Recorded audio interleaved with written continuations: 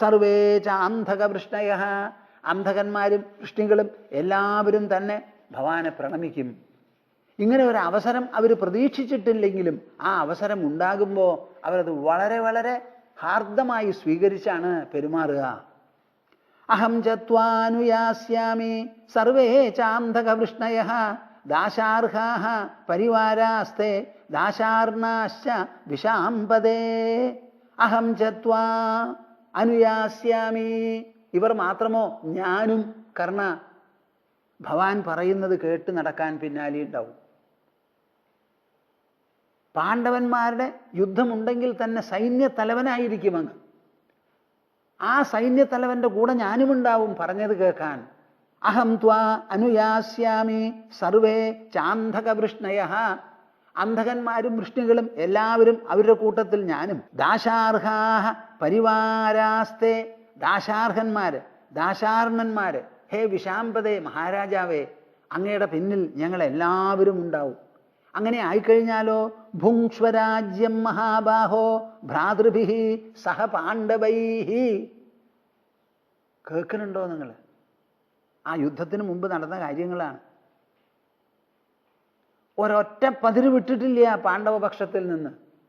ഇത് പാണ്ഡവന്മാർക്ക് അറിയാതെയാണ് കൃഷ്ണൻ കർണനോട് സംസാരിക്കുന്നത്. അദ്ദേഹത്തിനോട് ആരും ഇത് പറഞ്ഞിട്ടില്ല. അറിയുന്ന കാര്യം അത് എപ്പോൾ പറയണം, എങ്ങനെ പറയണം, എന്ത് കാര്യത്തിന് പറയണം എന്ന് കൃഷ്ണന് നല്ല പോലെ അറിയാം. കൗരവപക്ഷത്തോട് ദൂത് സംസാരിക്കാനാണ് പറഞ്ഞയച്ചത്. കർണനെ കണ്ട് സംസാരിക്കാൻ അവിടെ പറഞ്ഞയച്ചിട്ടില്ല. എന്നാലും കൃഷ്ണൻ തന്നെത്താനെ അത് ചെയ്യുക. ഹനുമാൻ രാമദൂതനായി ചെന്നപ്പോൾ ലങ്കയിൽ തീ വയ്ക്കാനൊന്നും പറഞ്ഞിട്ടില്ല. സീതയെ കണ്ടുപിടിച്ചതിന് ശേഷം ഞാൻ ഉപായത്തിൽ തിരിച്ചു പോകുന്നുമില്ല, രാമദൂതനാണെന്ന് ഞാൻ എന്ന് മനസ്സിലാക്കും. എത്ര സ്വർണ്ണലങ്കയായിക്കോട്ടെ, വലിയ രഥമായിക്കോട്ടെ, എനിക്കോ എൻ്റെ മഹിമയുണ്ട്, ശ്രീരാമൻ്റെ ദൂതനാ. അവിടെ ചെന്നപ്പോൾ ഒരു കുരങ്ങ്, ആരുമില്ല സ്വീകരിക്കാൻ. അപ്പോൾ അവിടെ ഇരിക്കാൻ പറഞ്ഞു. ഒരു സോഫയും കൂടി കൊടുത്തില്ല, നിലത്ത് ഇരിക്കാനാ പറഞ്ഞത്. രാവണനോ വലിയ സിംഹാസനത്തിൽ 25 അടി ഉയരത്തിലിരിക്കുക. അപ്പോൾ ഹനുമാൻ എന്ത് ചെയ്തു? ഞാൻ കുറഞ്ഞവനൊന്നുമല്ല, എൻ്റെ കൂടുതലാ കാണട്ടെ എന്ന് പറഞ്ഞ് വാലുണ്ടല്ലോ അതിങ്ങനെ വളച്ച് വളച്ച് വളച്ച് വളച്ച് വളച്ച് വളച്ച് വളച്ച് വളച്ച് രാവണൻ്റെ സീറ്റ് ഇവിടെയാണെങ്കിൽ 1 അടി മുകളിൽ 2 അടി മുകളിൽ രാമൻ ഇങ്ങനെ നോക്കണം എന്നുള്ള നിലയിൽ അങ്ങനെയാക്കി എടുത്തൊരു ചാട്ടം ചാടി അവിടെ ഇരുന്നിട്ടാണ് സംസാരിക്കുന്നത്. ഇതാണ് ദൂതന്മാരുടെ വിശേഷം. അപ്പം അവർക്ക് യോഗ്യത വേണം. ആ യോഗ്യത ഉണ്ടെങ്കിൽ അതുപോലെ പെരുമാറാൻ അറിയും. ഇങ്ങനെ ഒരു സംസാരം നടത്താൻ ആരും പറഞ്ഞിട്ടില്ലല്ലോ പറയുന്നത്. ഭുങ്സ്വരാജ്യം മഹാബാഹോ ഭ്രാതൃഭിഃ സഹപാണ്ഡവൈഃ. ഇപ്പം അംഗരാജ്യം ദുര്യോധനൻ തന്നതാ. ദുര്യോധന അധർമ്മിയാണ്. ആ അധർമ്മി തന്നിട്ടുള്ള ഒരു രാജ്യം അനുഭവിച്ച് കഴിഞ്ഞുകൂടേണ്ടവനല്ല ഭവാൻ. ഭവാൻ പാണ്ഡുപുത്രനാണ്. 5 സഹോദരന്മാരുണ്ട്, കൂടെ അനവധി ആൾക്കാരുണ്ട്. അവരോടുകൂടി ഭ്രാതാക്കളോടുകൂടി എല്ലാവർക്കും പ്രസിദ്ധമായ രീതിയിൽ, ആരാധ്യമായ രീതിയിൽ ഞാനടക്കം ആദരിച്ചുകൊണ്ട് ജീവിക്കുന്ന ഒരു വിശേഷപ്പെട്ട മഹാത്മാവാണങ്ങ്. അതുകൊണ്ട് അങ്ങോട്ട് വരണം വരണം. ജപൈർ ഹോമൈശ്ച സംയുക്തോ മംഗലൈശ്ച പൃഥഗ്വിധൈഃ. കേൾക്കുന്നുണ്ടോ നിങ്ങൾ? അങ്ങനെ രാജ്യം ഭരിക്കുക മാത്രമല്ല, ജപൈഃ ഹോമൈശ്ച സംയുക്തോ മംഗലൈശ്ച പൃഥഗ്വിധൈഃ. നമുക്കവിടെ ചെന്ന അശ്വമേധ യാഗം നടത്തണം, രാജസൂയ യാഗം നടത്തണം, വെളുത്ത വാവിനും കറുത്ത വാവിനും ഒക്കെ നല്ല നല്ല കർമ്മങ്ങൾ ചെയ്യണം. അങ്ങനെ ഹോമങ്ങൾ വേണം, ജപങ്ങൾ വേണം, തപങ്ങൾ വേണം, വേദാധ്യയനം, വേദമന്ത്രം ഉരുവിടൽ, ഇങ്ങനെ എല്ലാമായി ഒരു ഭാഗത്ത് ലൗകികമായിരിക്കുന്ന ആർഭാടങ്ങളോടൊപ്പം ദൈവീകമായിരിക്കുന്ന ദിവ്യ സംരംഭങ്ങളും എല്ലാം നടത്തിക്കൊണ്ട് അങ്ങ് പ്രസിദ്ധനായി വാഴണം. ഇതാണ് എൻ്റെ ആവശ്യം. അതാണ് ഞാൻ രഹസ്യമായിട്ട് വന്ന് സംസാരിക്കുന്നത്. ഭുങ്സ്വരാജ്യം മഹാബാഹോ ഭ്രാതൃഭിഃ സഹപാണ്ഡവൈഃ. അങ്ങ് എനിക്ക് ആരുമില്ല, രാധേയനാണെന്ന് പറഞ്ഞാണല്ലോ ഇരിക്കുന്നത്. അംഗരാജ്യത്തിൻ്റെ ക്രൗൺ, അതിൻ്റെ കിരീടം തലയിൽ കൊണ്ട് കൗത്തിയപ്പോൾ ഭവാന് വലിയ സന്തോഷമായില്ലേ? എന്താ അംഗരാജ്യം? ലോകം മുഴുവനുമാണ് അങ്ങക്ക് കിട്ടാൻ പോണത്. അതുകൊണ്ട് എൻ്റെ കൂടെ വരണം എന്ന് പറയുക. അപ്പം അത് കേട്ടിട്ട് കർണൻ പറയുക, അസംശയം സൗഹൃദാന്മേ പ്രണയാച്ചാർത്ഥ കേശവ സഖ്യേന ചൈവ വാർഷ്ണേയ ശ്രേയസ്കാമതയൈവ ച സർവം ചൈവാഭിജാനാമി പാണ്ഡോഃ പുത്രോസ്മി ധർമ്മതഃ നിശ്ചയാത് ധർമ്മശാസ്ത്രാണാം യഥാ ത്വം കൃഷ്ണമന്യസേ. ഒരു പക്ഷേ നിങ്ങൾ ആരും ഇത് മനസ്സിലാക്കി കാണില്ല. ഉണ്ടെങ്കിലും അറിയുന്നവർ വളരെ കുറയും. സർവം ചൈവാഭിജാനാമി പാണ്ഡോഃ പുത്രോസ്മി ധർമ്മതഃ നിശ്ചയാത് ധർമ്മശാസ്ത്രാണാം യഥാ ത്വം കൃഷ്ണമന്യസേ കന്യാഗർഭം സമാധത്ത ഭാസ്കരാൻ മാം ജനാർദ്ദന ആദിത്യവചനാച്ചൈവ ജാതം മാം സാ വ്യസർജയത്. കൃഷ്ണ, അങ്ങത് പറയണമല്ലോ, ഈ വർത്തമാനം പൂർണ്ണമായിട്ടും ശരിയാ. ധർമ്മശാസ്ത്രങ്ങൾ പറയുന്ന കാര്യങ്ങളും ശരിയാണ്. സർവം ച ഏവ അഭിജാനാമി, എനിക്ക് നല്ലപോലെ അറിയാം, ഇതിനു മുമ്പ് ഞാൻ മനസ്സിലാക്കിയിട്ടുണ്ട്. പാണ്ഡോ പുത്രോസ്മി ധർമ്മതഃ, ധർമ്മശാസ്ത്രങ്ങൾ അനുസരിച്ച് നിരത്തി വെച്ച് നോക്കുമ്പോൾ പാണ്ഡുവിൻ്റെ പുത്രനാണ് ഞാൻ എന്നുള്ള വർത്തമാനം എനിക്ക് നല്ലപോലെ അറിയാം. നിശ്ചയാത് ധർമ്മശാസ്ത്രാണാം യഥാത്വം കൃഷ്ണമന്യസേ, അങ്ങ് വിചാരിക്കുന്നത് പോലെ, എന്നെ പറഞ്ഞു ധരിപ്പിച്ചതുപോലെ ധർമ്മശാസ്ത്രങ്ങൾക്കനുസരിച്ച് പാണ്ഡുവിൻ്റെ പുത്രനാണ്, പാണ്ഡു എൻ്റെ പിതാവാണെന്ന് എനിക്കറിയാം. കന്യാഗർഭം സമാധത്ത, എൻ്റെ അമ്മ കുന്തി കന്യകയായിരിക്കുന്ന സമയത്ത് ഗർഭം ധരിച്ചു എന്നുള്ളത് ശരിയാണ്. ഭാസ്കരാൻ മാം ജനാർദ്ദന, സൂര്യനിൽ നിന്നാണ് ഗർഭം ധരിച്ചത്. സാധാരണ സൂര്യൻ ആകാശത്തിൽ മിന്നിത്തിളങ്ങുന്ന ഒരു ഗോളമാണ്. ആ സൂര്യനിൽ നിന്ന് ഗർഭം ധരിക്കുക എന്ന് പറയുമ്പോൾ നിങ്ങളെല്ലാവരും പെട്ടെന്ന് പരിഭ്രമിക്കും, ഇത് സാധ്യമാണോ എന്ന്. സൂര്യ തേജസ്സിൽ നിന്ന് ഗർഭം ധരിച്ചു എന്നാണ് പറയുന്നത്. കൃഷ്ണനെ ഗർഭം ധരിച്ച കാര്യത്തിനെ പറ്റി പറയുമ്പോൾ ഞാൻ പറഞ്ഞത് നിങ്ങൾക്ക് ഓർമ്മയുണ്ടാവും. ശ്രീമദ് ഭാഗവതം പറയുകയാണ്, രണ്ടുപേരും എവിടെയാണ് കിടക്കണത്? ജയിലിലാണ്. പരസ്പരം വേണമെങ്കിൽ കാണാം, കൂടിച്ചേരാൻ പറ്റാത്തൊരു നിലയിലാണ്, ചങ്ങലക്കിട്ട് കിടത്തിയിരിക്കുകയാണ്. ആ സമയത്താണ് ഗർഭം. ആ ഗർഭം എങ്ങനെയാണ് ഉണ്ടായത്? വാസുദേവനിൽ നിന്ന് ഒരു തേജസ് പ്രവേശിച്ചു. ആർക്ക്? ദേവകിക്ക്. എന്നിട്ടാണ് ഗർഭം എന്ന് പറയുന്നുണ്ട്. അതേമാതിരി വാമനൻ ജനിച്ചത് എങ്ങനെയാ? കശ്യപനിൽ നിന്ന് തേജോരൂപത്തിലാണ് ഗർഭാധാനം ഉണ്ടായത്. അപ്പൊ ഈ തേജോരൂപം എന്ന് പറഞ്ഞാൽ എന്താ? സാധാരണ ശരീരത്തിൽ നിന്ന് ശുക്ലരൂപത്തിൽ ഒരു ബീജം അകത്ത് കടന്ന് ഗർഭാധാനം ഉണ്ടാവും. ഇതാണ് സാധാരണ ദ്രവ്യ നിയമം വ്യവസ്ഥ. എന്നാൽ ഈ ദ്രവ്യങ്ങൾ മുഴുവൻ ഉണ്ടായിരിക്കുന്നത് എവിടുന്ന? ദ്രവ്യം ദ്രവ്യത്തിൽ നിന്നുണ്ടായി എന്ന് പറയാൻ പറ്റില്ലല്ലോ. ഈ ദ്രവ്യരൂപത്തിലുള്ള പ്രപഞ്ചം ആസകലം നിങ്ങൾ ഇങ്ങോട്ട് എടുക്കൂ, എല്ലാം കൂടി ഇങ്ങോട്ട് എടുക്കൂ. ആ ദ്രവ്യപ്രപഞ്ചം ഇനി ഒരു ദ്രവ്യഹേതുവിൽ നിന്ന് ഉണ്ടായി എന്ന് പറഞ്ഞാൽ അപ്പൊ ഞാൻ പറയും ആ ദ്രവ്യഹേതുവിനെ കൂടി ഉൾപ്പെടുത്തി ചിന്തിക്കൂന്ന്. അപ്പൊ ദ്രവ്യം ദ്രവ്യത്തിൽ നിന്നല്ല ഉണ്ടായത്. അപ്പൊ ദ്രവ്യാതീതമായിട്ടുള്ളത് എന്താ? ഊർജത്തിനും അതീതമായിട്ടുള്ളത് ഒരു സാധനമേ ഉള്ളൂ, സെൻഷ്യൻസ് എന്ന് പറയുന്ന ചേതന, പ്രജ്ഞ, ശുദ്ധ ചൈതന്യം. ആ ശുദ്ധ ചൈതന്യമാണ് മനസ്സായും ബുദ്ധിയായും ഉൾച്ചേതനയായും പ്രകാശിക്കുന്നത്. അപ്പോൾ വസുദേവന്റെ ശരീരം അവിടെ ഇരുന്നേ ഉള്ളൂ, ദേവകിയുടെ ശരീരം അപ്പുറത്തും ഇരുന്നു. ഈ വസുദേവ ശരീരത്തിനെ നിമിത്തമാക്കി ഒരു തേജസ് പുറപ്പെട്ട് ആ തേജസ്സിലൂടെയാണ് കൃഷ്ണജന്മം ഉണ്ടായത്. കശ്യപനും ഉണ്ടായത് വാമനനായിട്ട് ജനിച്ചതും അതാണ്. അപ്പൊ സാധാരണ ഈ ഫിസിക്കൽ ഭൗതിക പ്രപഞ്ചത്തിൽ ഭൗതിക നിയമങ്ങളും വ്യവസ്ഥകളും ഉള്ളതുപോലെ ചേതനാത്മക ആ തലത്തിൽ ചേതനയ്ക്ക് അധീനമായിട്ടുള്ള ചില നിയമങ്ങളും വ്യവസ്ഥകളുമുണ്ട്. അപ്പൊ സൂര്യന്റെ മന്ത്രമാണ് ജപിച്ചത് ആര്? കുന്തി, പരീക്ഷണാർത്ഥം. ഇന്നത്തെ കാലത്തും അങ്ങനെ പരീക്ഷിക്കാൻ പുറപ്പെടുന്ന ചില അഡോളസെന്റ് ഗേൾസ് ഉണ്ട്.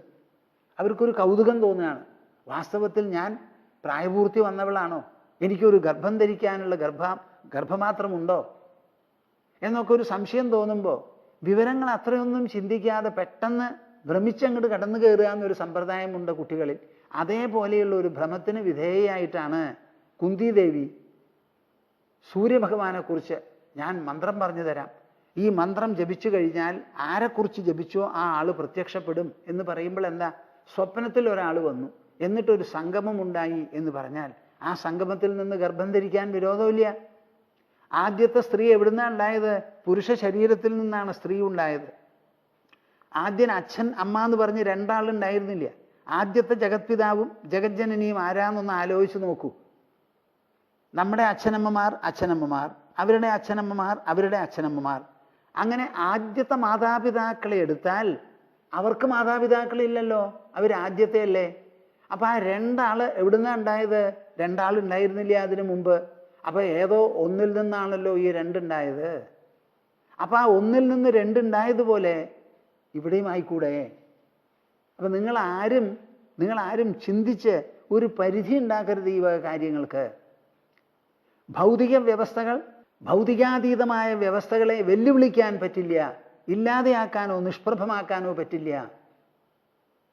ഭൗതികമായ വ്യവസ്ഥകൾക്ക് ഇത്ര ശക്തി ഉണ്ടെങ്കിൽ അഭൗമമോ അഭൗതികമോ ഭൗതികാതീതമോ ആയ വ്യവസ്ഥകൾക്ക് എത്ര ശക്തി ഉണ്ടാവണം എന്ന് ആലോചിച്ച് നോക്കൂ.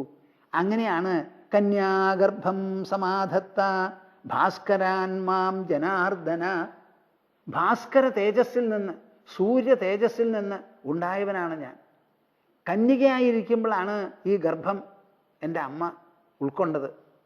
ആദിത്യവചനാച്ചൈവ ജാതം മാം സാ വ്യസർജയത്.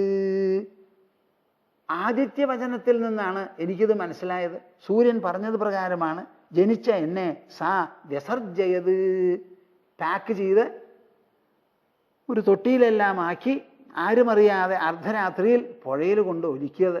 എന്ത് പറഞ്ഞിട്ടാ ഒലിപ്പിച്ചത്? എനിക്കുണ്ടായ കുഞ്ഞിനെ എനിക്ക് നോക്കാൻ സാധിക്കാത്തൊരു ഗതികേട് വന്നുല്ലോ എൻ്റെ ഭഗവാനെ, ഈശ്വര, പ്രകൃതി. ആ ജനിച്ച കുഞ്ഞിനെ അമ്മയായി പാലൂട്ടി വളർത്താനുള്ള ഒരു സാധ്യത എനിക്കില്ല, ഇതെനിക്ക് സഹിക്കാൻ വയ്യ. അപ്പം എന്തോ കാരണത്താൽ ഞാൻ എൻ്റെ കുഞ്ഞിനെ ഇതാ ഉപേക്ഷിക്കുന്നു.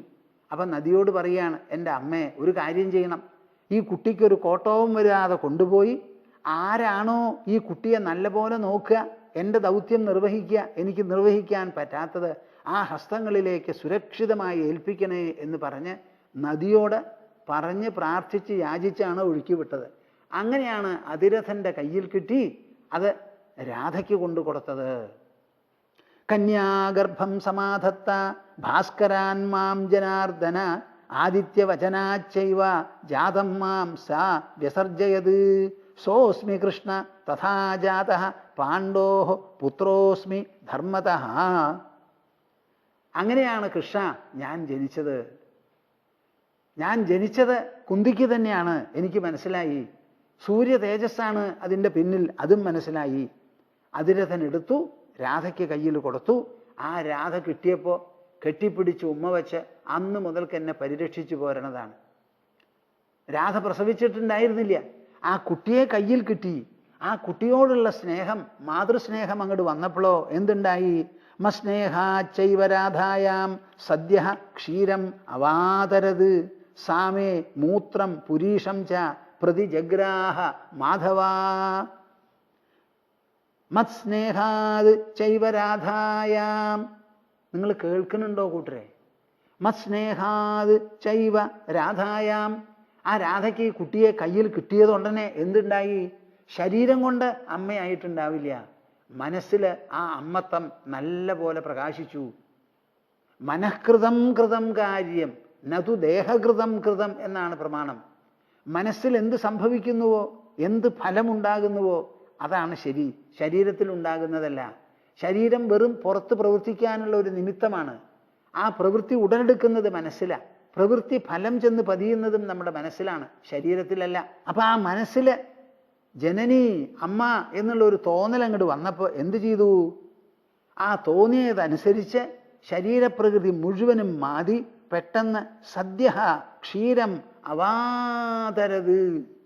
ആ മുലപ്പാൽ അങ്ങോട്ട് ഊറിയത്രേ മുലകളിൽ.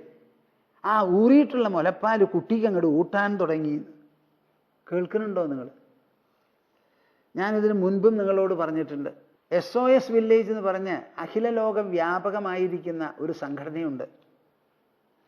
അനാഥകളായിരിക്കുന്ന ശിശുക്കളെയൊക്കെ എടുത്ത് വളർത്തുന്നതാണ് അവരുടെ സമ്പ്രദായം. അന്താരാഷ്ട്ര സംഘടനയാണ്. അവിടെ ജനിക്കുന്ന കുട്ടികൾക്കൊക്കെ വേണ്ടതുപോലെ വളരാനും നല്ലതുപോലെ ജീവിക്കാനും അവരെ പഠിപ്പിക്കാനും ഉപരിപഠനങ്ങളിൽ അയക്കാനും ഒക്കെ ആയിട്ടുള്ള സ്ഥലങ്ങളും സൗകര്യങ്ങളുമുണ്ട്. സ്ത്രീകളാണ് അതിൽ പ്രധാനപ്പെട്ട ഒരു കേന്ദ്ര ബിന്ദു. ഓരോ സ്ത്രീക്കും 6, 7, 8 കുട്ടികളെ വരെ കൊടുത്തിരിക്കുക. ആ കുട്ടികളെ ആ അമ്മയ്ക്ക് ഇഷ്ടം പോലെ വളർത്താം, ഒരു കുഴപ്പമില്ല. അപ്പം മാസം തോറും ആ കുട്ടികൾക്ക് വേണ്ട പണം ആ അമ്മയുടെ കയ്യിൽ അങ്ങോട്ട് കൊടുക്കും. അമ്മ അത് ബാങ്കിലിട്ട് അവരവരുടെ യുക്തിയോടുകൂടി ചെലവ് ചെയ്ത് അതിൽ നിന്ന് എന്തെങ്കിലും ലാഭിക്കാനൊക്കെ ഉണ്ടെങ്കിൽ കുട്ടികൾക്ക് സൗകര്യമൊക്കെ ഉണ്ടാക്കാം. ഒരു വീടും കുറച്ച് സ്ഥലവും തൊടിയും കൊടുത്തിട്ടുണ്ടാവും, അതിൽ കായ്കറികൾ ഉണ്ടാക്കാം. അവർക്ക് TV ഉണ്ട്, റേഡിയോ ഉണ്ട്, ഇങ്ങനെയുള്ള സൗകര്യങ്ങളൊക്കെ ഉണ്ട്. ഞാൻ അവിടെ പോയി അവരോടൊക്കെ സംസാരിച്ചിട്ടുണ്ട്, എനിക്കറിയാം. ഒരു തവണ ഒരു കുട്ടിയെ ഒരു സ്ത്രീ അവിടുത്തെ അമ്മ വളർത്തിക്കൊണ്ടുവന്നു. ആ കുട്ടിക്ക് സുഖമില്ലാതെ ആയപ്പോൾ ആസ്പത്രിയിൽ കൊണ്ടുപോയി ആക്കി. അപ്പോൾ ആസ്പത്രിയിൽ കൊണ്ടുപോയി ആക്കി കുട്ടിയെ പരിശോധിച്ച് ഡോക്ടർ വന്നിട്ട് ഈ അമ്മ അവിടെ അടുത്ത് നിൽക്കുന്നുണ്ട്. അവർ ഇടയ്ക്കിടയ്ക്ക് നോക്കി. എന്നിട്ട് പറഞ്ഞു, അതേ, ഈ കുട്ടി ജീവിക്കണം എന്നുണ്ടെങ്കിൽ ഒരൊറ്റ വഴിയേ ഉള്ളൂ, മുലപ്പാൽ നല്ലോണം കൊടുക്കണം, അല്ലെങ്കിൽ വളരില്ല ആ കുട്ടി. അത്ര ചെറിയ കുട്ടിയാണ്. ആ സ്ത്രീ ഒരക്ഷരം മിണ്ടിയില്ല. ഞാൻ പെറ്റ കുട്ടിയല്ല, എനിക്ക് വളർത്താനുള്ള ദൗത്യമേ ഉള്ളൂ എന്നൊന്നും മിണ്ടിയില്ല. ഇത് കേട്ട ഉടനെ ആ കുട്ടിയുടെ ആ അമ്മയുടെ മനസ്സിൽ മാറ്റം വന്ന് 4-ാം ദിവസം മുലപ്പാൽ ഊട്ടി തുടങ്ങിയത്രേ. ഇത് എന്നോട് പറഞ്ഞത് സെക്രട്ടറി ജനറലാണ്. അപ്പം ഞാൻ പറഞ്ഞു, ഇത് വാസ്തവമാണോ? നമ്മുടെ ശാസ്ത്രങ്ങളിൽ പറയുന്നുണ്ട് ദാ ഇങ്ങനെയൊക്കെ. രാധയ്ക്ക് ആ കുട്ടിയെ അതിരഥൻ കൊടുക്കേണ്ട താമസം. ആ കുട്ടിയെ നോക്കി അമ്മ എന്നങ്ങോട്ട് തോന്നുമ്പോഴേക്കും പാല് ചുരന്നു എന്നാണ് പറയണേ മുലയിൽ. അപ്പം ഇങ്ങനെ പറയുന്നുണ്ടല്ലോ, ഇത് ശരിയാണോ എന്നറിയില്ല. അത് അർത്ഥവാദമാണോ പുകഴ്ത്തി പറയലാണോ എന്ന്. ഇല്ല സ്വാമിജി, ഇങ്ങനെ നടന്നു. സ്വാമിജിക്ക് ഞാൻ കാണിച്ചു തരാം ആ സ്ത്രീയെ എന്ന് പറഞ്ഞു. ഞാൻ അടുത്ത തവണ SOS വില്ലേജ് ഡൽഹിയിലേക്ക് പോയപ്പോൾ അവരെ എനിക്ക് കാണിച്ചു തന്നു, ഇതാണ് ആ കുട്ടിയുടെ അമ്മ എന്ന്. അപ്പം നമ്മൾ ഈ പറയണതൊക്കെ നിസ്സാര ബുദ്ധിയോടുകൂടി തള്ളിക്കളയരുത് കേട്ടോ. നല്ല പോലെ മനസ്സിലാക്കിക്കോളൂ. മനുഷ്യ മനസ്സിൻ്റെ വൈഭവം എത്ര വിവരിച്ചാലും തീരാൻ പോകുന്നതല്ല. അത്ര വിശേഷപ്പെട്ടതാണ്. ഈശ്വരനെ പോലെയാണ് മനുഷ്യ മനസ്സ്. ഈശ്വരൻ്റെ ആ വ്യാവഹാരിക പ്രകടനമാണ് മനുഷ്യ മനസ്സ്. മസ്നേഹാച്ചൈവരാധായാം സദ്യ ക്ഷീരം അവാതരത് സാ മേ മൂത്രം പുരീഷം ച പ്രതിജഗ്രാഹ മാധവ. അന്നു മുതൽക്ക് എന്നെ കൂടെ കിടത്തി എൻ്റെ മൂത്രത്തിലും എൻ്റെ മലത്തിലും എല്ലാമായി അവർ കിടന്നുരുണ്ട് വളർന്നു പോന്നിട്ടുള്ള ആളാണ്. ഇതൊരു വാസ്തവമാണ്. ഇതെന്നോട് ആരും പറഞ്ഞിട്ട് വേണ്ട, ഇത് നടന്ന സംഗതി ശരിയാ. മസ്നേഹാച്ചൈവരാധായാം സദ്യ ക്ഷീരമവാതരത് സാമേ മൂത്രം പുരീഷം ച പ്രതിജഗ്രാഹ മാധവ തസ്യാഹ പിണ്ഡവ്യപനയം കുര്യാത് അസ്മദ്വിധ കഥം ധർമ്മവിദ് ധർമ്മശാസ്ത്രാണാം ശ്രവണേ സതതം രതഃ. അങ്ങ് പറഞ്ഞ മാതിരി എനിക്ക് ധർമ്മശാസ്ത്രങ്ങൾ നല്ലപോലെ അറിയാം. ധാരാളം ധർമ്മകഥനങ്ങൾ ഞാൻ കേട്ടിട്ടുണ്ട്. ധർമ്മചിന്ത ധാരാളമുള്ളവനാണ്. ധർമാനുസാരം ജീവിക്കണമെന്നും എൻ്റെ മനസ്സിലുണ്ട്. അതെല്ലാം ധാരാളം കേട്ട് മനസ്സിലായിട്ടുള്ള ഞാൻ തസ്യാഹ പിണ്ഡവ്യപനയം കുര്യാത് അസ്മദ്വിധ കഥം. ഞാൻ അമ്മ അമ്മ എന്ന് പറഞ്ഞ് വിളിച്ചു, മോനെ മോനെ എന്ന് അവരും എന്നെ പറഞ്ഞ് വിളിച്ചു. എനിക്ക് അമ്മിഞ്ഞ ഊട്ടി എൻ്റെ മലത്തിലും മൂത്രത്തിലും കിടന്ന് കുറേ കാലം ജീവിച്ചു. സാധാരണ അമ്മമാരൊക്കെ ചെയ്യുന്ന മാതിരി ആ അമ്മയോടുള്ള കടപ്പാടും അവർക്ക് പിണ്ഡം നൽകലും ഞാൻ എങ്ങനെയാ ഒഴിവാക്കുക കൃഷ്ണ? ധർമ്മശാസ്ത്രം അതിനനുവദിക്കുന്നുണ്ടോ? എന്നെ പെറ്റത് ആരോ ആവട്ടെ, ആ പെറ്റ ആളെ ഞാൻ കണ്ടിട്ടില്ല. എനിക്ക് കാണാനുള്ളത് എന്നെ വളർത്തിയിട്ടുള്ള ഒരമ്മയാണ്. അപ്പം ആ അമ്മ പെറ്റുമോ പെറ്റില്ലേ എന്ന് ചോദിക്കേണ്ട എനിക്ക് ആവശ്യമില്ല. ഞാൻ വളർന്നു. അമ്മ എനിക്ക് അമ്മിഞ്ഞ കൂട്ടി എല്ലാവരെയും പോലെ വളർത്തിക്കൊണ്ടുവന്നു. അപ്പം അവർ മാത്രമാണ് എനിക്ക് പ്രത്യക്ഷമായിട്ടുള്ള അമ്മ. ആ അമ്മയെ ഞാൻ ഏത് തരത്തിലാണ് സംശയിക്കുക? അവരോടുള്ള കടപ്പാട് ഏത് തരത്തിലും മാറ്റിവെക്കാൻ പറ്റുമോ? തസ്യാഹ പിണ്ഡവ്യപനയം കുര്യാത് അസ്മദ്വിധ കഥം. എന്നെപ്പോലെ ധർമ്മബോധമുള്ളവൻ കാര്യം അച്ഛൻ എന്നുള്ള നിലയ്ക്ക് ഞാൻ പാണ്ഡുവിനോട് ബന്ധപ്പെട്ടവനാകാം. അതവിടെ ഇരിക്കട്ടെ. ആ കഥ നമ്മൾക്കിപ്പോൾ ചിന്തിക്കേണ്ട ആവശ്യമില്ല. ഞാൻ വളർന്നു വന്നത് രാധയുടെ കൂടെയാണ്. ആ രാധയുടെ അടുത്ത് പാണ്ഡു ഉണ്ടായിരുന്നില്ല, ഒരാളും എന്നോട് പറയണമില്ല. അപ്പം ആ രാധയെ ഞാൻ എങ്ങനെയാണ് എൻ്റെ കടപ്പാടിൽ നിന്ന് അങ്ങോട്ട് അകന്നു നിൽക്കാൻ പറ്റുക? ന പൃഥിവ്യാ സകലയാന സുവർണസ്യ രാശിഭിः ന പൃഥിവ്യാ സകലയാ ന സുവർണസ്യ രാശിഭിः ഹർഷാത് ഭയാദ്വാ ഗോവിന്ദ മിഥ്യാകർത്തും തദുസ്സഹേ. അങ്ങയുടെ കൂടെ ഞാൻ വരണം. പാണ്ഡവന്മാർ 5 പേരും കാക്കൽ വീഴും, ദ്രൗപദിയുടെ മക്കളും വീഴും, അഭിമന്യുവും വീഴും, കൂടെയുള്ള രാജാക്കന്മാരും എല്ലാവരും എൻ്റെ കാക്കൽ വീഴും. ഞാൻ മഹാരാജാവായിത്തീരും ഒറ്റടിക്ക് എന്നൊക്കെ അങ്ങ് പറയുന്നുണ്ടല്ലോ. എനിക്ക് പറയാനുള്ളത് ന പൃഥിവ്യാ സകലയാ ന സുവർണസ്യ രാശിഭിः. എല്ലാ കലകളോടും കൂടിയ ഈ ഭൂമി മുഴുവനും എൻ്റെ അധീനത്തിൽ ആകും എന്ന് പറഞ്ഞാൽ പോലും സ്വർണം കൊണ്ടുള്ള പർവ്വതങ്ങൾ എനിക്ക് കിട്ടും എന്ന് പറഞ്ഞാലും ഹർഷാദ് ഭയാദ്വാ ഗോവിന്ദ, എന്തെങ്കിലും ഒന്ന് പേടി കൊണ്ടോ അല്ലെങ്കിൽ പരമസന്തോഷം കൊണ്ടോ മിഥ്യാകർത്തും തദുസ്സഹേ, ഞാൻ കണ്ണുകൊണ്ട് കാണാൻ തുടങ്ങിയത് മുതൽക്ക് കണ്ടുവന്നിട്ടുള്ള ഈ ജനനീ വസ്തുത, ഈ പുത്ര വസ്തുത, ഈ ജനനീപുത്ര സംബന്ധം, ഇതൊരു വസ്തുതയാണല്ലോ, ഞാൻ കണ്ടു പരിചയിച്ചു പോന്നത്. അതിന് മിഥ്യാകർത്തും തദുസ്സഹേ, അതങ്ങനെയല്ല എന്ന് പറഞ്ഞ് മാറ്റിവെക്കാൻ എനിക്ക് സാധിക്കില്ല. ഞാനൊരു മനുഷ്യനാണ്, ഞാനൊരു മഹാമനസ്കനാണ്, ധർമ്മശാസ്ത്രങ്ങളും എനിക്കറിയാം, പറയുന്നത് അങ്ങയാ, അങ്ങയോട് എനിക്ക് വലിയ ആദരവും ബഹുമാനവുമുണ്ട്. ഇതൊക്കെ ഉണ്ടെങ്കിലും ഞാൻ കണ്ടു പഴകിപ്പോന്നിട്ടുള്ള വസ്തുതയെ നിരാകരിക്കുകയെ തട്ടിമാറ്റുകയെ മങ്ങലേൽപ്പിക്കുകയെ ചെയ്ത് എന്ത് പ്രലോഭനത്തിൻ്റെ മുമ്പിലും എൻ്റെ മനസ്സതിന് വഴങ്ങില്ല. ന പൃഥിവ്യാ സകലയാ ന സുവർണസ്യ രാശിഭിഃ ഹർഷാദ് ഭയാദ്വാ ഗോവിന്ദ മിഥ്യാകർത്തും തദുസ്സഹേ. രാമനും ഭരതനും കൂടി ഒരു കോൺവെർസേഷൻ നടന്നു, ഒരു ഡയലോഗ് ചിത്രകൂടത്തിൽ വെച്ച്. ഞാൻ എപ്പോഴും പറയും, ഭാരതത്തിൻ്റെ സംസ്കാരത്തിലെ പതക്കങ്ങളാണിത് മുഴുവനും. ഭരതനും വേണ്ട അയോധ്യ രാജ്യം, രാമനും വേണ്ട അയോധ്യ രാജ്യം.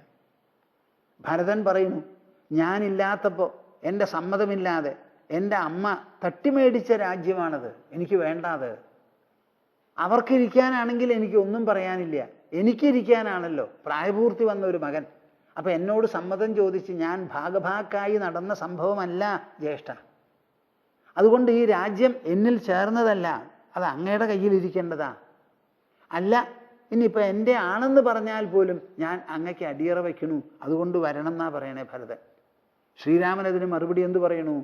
എൻ്റെ പൊന്നു സഹോദര, നീ എപ്പോഴും എനിക്ക് കണ്ണിലുണ്ണിയാ. ഇങ്ങനെ പറയുന്നത് കൊണ്ട് കൂടുതലും കണ്ണിലുണ്ണിയാവണു. ഇതൊക്കെ പറഞ്ഞാലും ഒരു കാര്യം നീ മനസ്സിലാക്കണം, നമ്മുടെ അമ്മമാരാണ് വേറെ വേറെ, അച്ഛൻ ഒന്നേ ഉള്ളൂ. ആ അച്ഛൻ ഭൂമിയിലില്ല, ദിവംഗതനായി കഴിഞ്ഞു. അദ്ദേഹം പറഞ്ഞു പോയ കാര്യം ഞാൻ കാട്ടിൽ 14 കൊല്ലം ജീവിക്കണമെന്നാ. അത് ഇനി മറ്റൊരു തരത്തിലാക്കാൻ പറ്റില്ല. അതുകൊണ്ട് അയോധ്യ സിംഹാസനം, അതിൻ്റെ ആദപത്രം നിന്റെ തലയുടെ മുകളിൽ തന്നെ ഇരിക്കണം. എനിക്കോ ദണ്ഡകാരണ്യത്തിലെ തരുശേഖരം മതി മറന്നൽകാൻ. എന്തു പറയണു നിങ്ങൾ? അയോധ്യ രാജ്യം സിംഹാസനം 2 സഹോദരന്മാരും ആവശ്യപ്പെടാതെ ഊഞ്ഞാലാടുന്ന പോലെ ആടി അങ്ങോട്ട് കളിച്ചു. ഭരതനും വേണ്ട, ശ്രീരാമനും വേണ്ട, 2 പേരും വേണ്ടെന്നാ പറയണേ. പ്രേക്ഷകരെ, ഇതാണ് നമ്മുടെ സംസ്കാരം, ഇതാണ് നമ്മുടെ മഹിമ, ഇതാണ് നമ്മുടെ മനസ്സിൻ്റെ മേന്മ. കണ്ടതിൻ്റെ പിന്നാലെ ഓടലല്ല.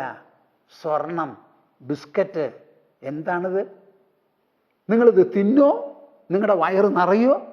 നിങ്ങളുടെ മക്കൾക്ക് വല്ലതും ആവുമോ? ഇത് മന്ത്രിയായാലും തൊന്ത്രിയായാലും സർവ്വ സ്ഥലത്തും ഈ ദുര തന്നെ മനുഷ്യനുള്ളൂ. ഇത് ഭ്രമമാണ് ഇതിൻ്റെ പിന്നിൽ കിടന്ന് കളിക്കുന്നത്. നോക്കൂ ഇവിടെ ഇവർ തമ്മിൽ എന്താണ് സംസാരിക്കുന്നത് എന്ന്. ഈ സംസാരമാണ് നമ്മുടെ സംസ്കാരത്തിൻ്റെ മായാമുദ്ര. ഇത് നിങ്ങൾ നല്ല പോലെ മനസ്സിലാക്കണം. ഇത് ഊട്ടി വളർത്താനാണ് രാമായണം, മഹാഭാരതം. ഓരോരോ ക്യാരക്ടേഴ്സ്, ഓരോരോ കഥാപാത്രങ്ങളെ കൊണ്ടുവന്ന് അവരെ പല സന്ദർഭങ്ങളിലും പല രംഗങ്ങളിലും പല ചുറ്റുപാടുകളിലും അവതരിപ്പിച്ച് മനുഷ്യഭാഷയിൽ മനുഷ്യവികാരങ്ങളോടുകൂടി മനുഷ്യസ്മരണയോടുകൂടി ആദർശങ്ങളോടുകൂടി തത്വമൂല്യ സിദ്ധാന്തങ്ങളോടുകൂടി അവതരിപ്പിക്കുകയാണ്. ഇവർ 2 പേരിൽ ആരാ കുറഞ്ഞവർ ഒന്ന് പറയൂ. ഒരു ഭാഗത്ത് കൃഷ്ണപരമാത്മാവ് രഹസ്യമായി കൂട്ടിക്കൊണ്ടുപോയി സംസാരിക്കുകയാണ് ദൂത് കഴിഞ്ഞതിന് ശേഷം. മറുഭാഗത്തോ കർണൻ. ഏത് കർണൻ? ആരാണോ ആ വസ്ത്രാക്ഷേപ സമയത്ത് പറഞ്ഞ് കുത്തി പറഞ്ഞ് സർവ്വ മനസ്സുകളെയും വേദനിപ്പിച്ചത്. അവർ തമ്മിൽ നടക്കുന്ന സംവാദമാണ്. ആലോചിച്ച് നോക്കൂ. കർണന് വല്ലാത്ത യോഗ്യതയും നല്ല നല്ല അഭിമാനവും എല്ലാം ഉണ്ടായിരുന്നു. എന്നാലും അതിലുള്ള ചില കരിക്കട്ട പോലെയുള്ള ചില ജനങ്ങളാണ്. സ്വർണ്ണ പതക്കം പോലെയാണ് കർണൻ്റെ വ്യക്തിത്വം. അനവധി നല്ല ത്യാഗബുദ്ധിയുണ്ട്. അതൊക്കെ ആയാലും അതിൻ്റെ ഉള്ളിൽ ഒരു ലോഭം, ഒരു ഭ്രമം. ന പൃഥിവ്യാ സകലയാ ന സുവർണസ്യ രാശിഭിഃ ഹർഷാദ് ഭയാദ്വാ ഗോവിന്ദ മിഥ്യാകർത്തും തദുത്സഹേ. അപ്പൊ ഈ വസ്തുതയെ കണ്ടില്ലെന്ന് നടിക്കാനോ അതിൽ ചാരം മാറിയെറിയാനോ അതിനെ മങ്ങിപ്പിക്കാനോ എനിക്ക് സാധിക്കില്ല. ധൃതരാഷ്ട്രകുലേ കൃഷ്ണ ദുര്യോധന സമാശ്രയാത് മയാ ത്രയോദശ സമാ ഭുക്തം രാജ്യം അകണ്ഠകം. ധൃതരാഷ്ട്രകുലേ കൃഷ്ണ ദുര്യോധന സമാശ്രയാത്. ധൃതരാഷ്ട്രന്റെ കുലത്തിൽപ്പെട്ട ദുര്യോധനെ ആശ്രയിച്ചുകൊണ്ട് മയാ ത്രയോദശ സമാഭുക്തം രാജ്യം അകണ്ഠകം. ദാ അംഗരാജ്യത്തിന്റെ കിരീടം ഇതാ എന്ന് പറഞ്ഞ് ദുര്യോധനൻ അങ്ങോട്ട് ചാർത്തി കൊടുത്തു. മഹാപാപം, എനിക്കിത് വേണ്ടാന്ന് പറയാൻ സാധിച്ചില്ല കർണന്. അദ്ദേഹം കൊതിച്ചിരിക്കുകയായിരുന്നു. എല്ലാവരും രാധേയനാണ്, സൂതപുത്രനാണെന്ന് പറയുന്നു. ആ വാക്കൊന്ന് പോട്ടെ, എങ്ങനെയെങ്കിലും ഒരു രാജാവും സിംഹാസനവുമായ രാജാവ് എന്ന് പറയൂല്ലോ എന്ന്. പഴയ കാലത്തെ പടവലങ്ങ വിറ്റുകൊണ്ടിരുന്ന ഒരു കേസരി ഉണ്ടായിരുന്നു. പടവലങ്ങ വിറ്റുകൊണ്ടിരുന്ന ആൾ. അദ്ദേഹത്തിന് പടവലങ്ങ കൊടുത്ത് കാശുണ്ടായി. എല്ലാവരും പറയും, ആ ആളുടെ പേര് പറഞ്ഞ് പടവലങ്ങ കൃഷ്ണൻകുട്ടി എന്നാ പറയുക. അപ്പം അദ്ദേഹം ആ പേരൊക്കെ മാറണമെന്ന് പറഞ്ഞ് സ്വർണ്ണ കച്ചവടം ചെയ്യാൻ പുറപ്പെട്ടു. അപ്പോൾ അവർ നിങ്ങൾ പറയുന്ന പടവലങ്ങ കൃഷ്ണൻകുട്ടിയുടെ സ്വർണ്ണ വ്യാപാരം എന്നേ അപ്പോഴും പറയുള്ളൂ. അപ്പം ഈ അംഗരാജ്യത്തിൻ്റെ ക്രൗൺ കിട്ടിയത് കൊണ്ട് രാജാവ് എന്ന് ആരും പറയണില്ല. കർണന് അംഗരാജ്യത്തിൻ്റെ കിരീടം കൊടുത്തു എന്നേ പറയുന്നുള്ളൂ. ധൃതരാഷ്ട്രകുലേ കൃഷ്ണ ദുര്യോധന സമാശ്രയാത് മയാ ത്രയോദശ സമാ ഭുക്തം രാജ്യം അകണ്ഠകം. ഒരു ശത്രുവുമില്ലാതെ ദുര്യോധനന്റെ ആ ഉദാരതയുടെ പേരിലാണ് 13 കൊല്ലം ഞാൻ കഴിച്ചുകൂടിയിരിക്കുന്നത്. ആ അംഗരാജ്യത്തിൽ ഞാനല്ലാതെ വേറെ ഒരാളും ഇല്ല, ഒരുടമസ്ഥനും ഇല്ല എന്ന് പറഞ്ഞ് കഴിഞ്ഞുകൂടിയിട്ടുണ്ട്. മാം ച കൃഷ്ണ സമാസാദ്യ കൃതഃ ശസ്ത്രസമുദ്യമഃ ദുര്യോധനേന വാർഷ്ണേയ വിഗ്രഹശ്ചാപി പാണ്ഡവൈഃ. ഒരു ഭാഗത്ത് എന്ത് പറയുന്നു? രാധയാണ് പാലൂട്ടി വളർത്തിയത്, മലമൂത്രശയ്യയിൽ കടന്നെന്നെ വളർത്തിയത് എന്ന് പറയുന്നു. ഞാൻ മുതിർന്നതിന് ശേഷം എൻ്റെ മനസ്സിലുള്ള ഒരു അഭിലാഷമാണ്, ഒരു രാജാവായിരിക്കണം ഞാൻ. രാജതേജസ്സുള്ളവനാണല്ലോ. അവർക്കൊക്കെ രാജ്യമുണ്ട്, എനിക്ക് രാജ്യമില്ല എന്നൊരു തോന്നല്, ഒരു നിഷേധം ഉണ്ടായിരുന്നു എനിക്ക്. ആ നിഷേധം തീർക്കാൻ വേണ്ടി എന്നോട് കനിവ് തോന്നിയത് ആർക്കാ? ദുര്യോധനാണ്. ആ ദുര്യോധനൻ തന്ന ആ കിരീടം വെച്ചുകൊണ്ട് 13 കൊല്ലം ഞാൻ കഴിഞ്ഞുകൂടി. ആ കഴിഞ്ഞുകൂടിയതിനെ എനിക്ക് വിസ്മരിക്കേ അന്യഥാകരിക്കാനോ സാധിക്കോ? മാം ച കൃഷ്ണ സമാസാദ്യ. മാത്രമല്ല, ദുര്യോധനൻ എൻ്റെ ആപ്തമിത്രമാണ്, എൻ്റെ സ്നേഹിതനാ. ആ ദുര്യോധനന്റെ മനസ്സിലുള്ള വിചാരം എന്താ? മാം ച കൃഷ്ണ സമാസാദ്യ കൃതഃ ശസ്ത്രസമുദ്യമഃ. ഈ ദുര്യോധനൻ അജയ്യരായിരിക്കുന്ന പാണ്ഡവരെ അപ്പുറത്ത് നല്ല പോലെ കണ്ടുകൊണ്ട് എന്തായാലും തൻ്റെ ആ പിടിവാശിയിൽ ഉറച്ചു നിന്നത് എന്തുകൊണ്ടാ? ഒറ്റ കാര്യമാണ്. എന്താ? എൻ്റെ പക്ഷത്തിൽ കർണനുണ്ട്. ആ കർണന് മാത്രമേ അർജുനനെ നേരിടാൻ പറ്റുള്ളൂ. ഞങ്ങളെ കൊണ്ട് പറ്റില്ല, എന്നെ കൊണ്ട് സാധിക്കില്ല. ആ കർണൻ എന്നുള്ള ഒരൊറ്റ ആളുടെ ബലത്തിലാണ് ഈ ദുര്യോധനൻ കരുതുള്ളിയത് ഇക്കണ്ട കാലം മുഴുവനും. എനിക്ക് അംഗരാജ്യം തന്നു, 13 കൊല്ലം ഞാൻ അവിടെ കഴിച്ചുകൂട്ടി എന്നുള്ളത് പോലെ എന്നെ ആശ്രയിച്ചാണ് എൻ്റെ ആപ്തമിത്രം ഈ യുദ്ധസന്നാഹത്തിന് തന്നെ പുറപ്പെട്ടത് എന്ന്. മാം ച കൃഷ്ണ സമാസാദ്യ കൃതഃ ശസ്ത്രസമുദ്യമഃ ദുര്യോധനേന വാർഷ്ണേയ വിഗ്രഹശ്ചാപി പാണ്ഡവൈഃ. കൃഷ്ണൻ ദൂതന് വന്നപ്പോ അത് ഉൾക്കൊള്ളാതെ മടക്കി പറഞ്ഞയച്ചത് ആരുടെ ബലത്തിലാ? എൻ്റെ ബലത്തിലാ. അമ്പും വില്ലും എടുത്തു വന്നാൽ അവിടെ തടുക്കാൻ ഞാൻ മാത്രമേ ഉള്ളൂ എന്നറിയാം ദുര്യോധനന്.